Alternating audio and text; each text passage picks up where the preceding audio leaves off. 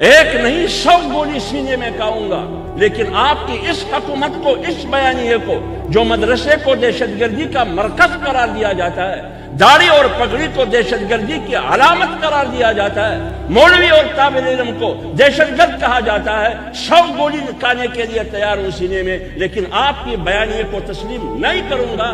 آپ اس کو بغاوت سمجھتے ہیں یا غداری سمجھتے ہیں؟ کیوں شہید کیا گیا شیخ حسن جان؟ حبیب اللہ مختار کو کس نے شہید کیا؟ آپ نے۔ مولانا معراج الدین کو کیوں مارا؟ ڈاکٹر عادل کو کس نے شہید کیا؟ اسلم شیخ پوری ویل چیئر میں کس نے ان کو شہید کیا؟ ایک دن آئے گا اگر ہمارے ہاتھ میں طاقت آئی، ایک ایک مولوی کا حساب لیں گے، یہ بھی دہشت گرد ہے۔ شرم ہو تمہاری، لعنت ہو تمہاری حکومت پر، لعنت ہو تمہاری پالیسی پر۔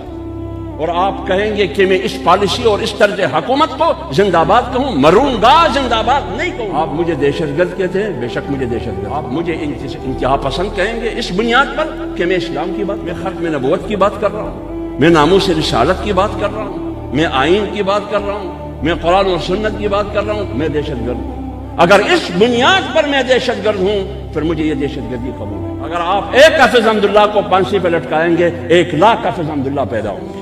رسول اللہ صلی اللہ علیہ وسلم لڑ سکتا ہے، میں اس کا امتی ہوں، میں اتنا بے غیرت ہوں کہ میں آپ جیسے ٹٹو کے خلاف نہیں لڑ سکتا۔ جب تک آپ کی کھوپڑی میں خباثت ہوگی اس وقت تک ہم آپ کے خلاف لڑیں گے۔ اور کس کے ذریعے لڑیں گے؟ بندوق کے ذریعے نہیں لڑیں گے تاکہ آپ کو جواز مہیا ہو اور مجھ پر چڑھائی کرے، دلیل کے ذریعے لڑوں گا۔ دلیل کی طاقت غلیل کی طاقت پر مضبوط ہے۔ فرعون کے مقابلے میں موسیٰ لڑ رہا تھا، لیکن دولت کی طاقت، ریاست کی طاقت، فوج کی طاقت، لشکر کی طاقت، قوم کی طاقت فرعون کے پاس تھا، لیکن کون شکست کا گیا؟ فرعون۔ مولانا قاسم نانوتوی اور شیخ الہند انگریز کے خلاف لڑ رہا تھا، شکست کون کا گیا؟ انگریز کا گیا۔ شیخ احمد سرہندی مجدد الفسانی اکبر کے خلاف لڑ رہا تھا، شکست کون کا گیا؟ اکبر۔